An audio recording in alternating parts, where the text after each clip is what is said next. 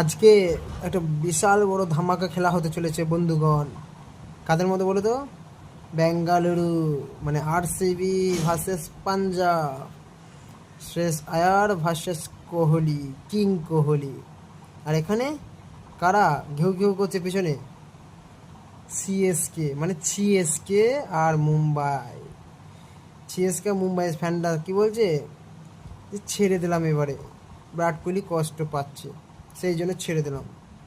তোমরাই বলো, ওরা কি জোর করে ছেড়ে দিয়েছে, নাকি বিরাট কোহলিদের দল আরসিবি নিজের যোগ্যতায় ফাইনালে পৌঁছেছে?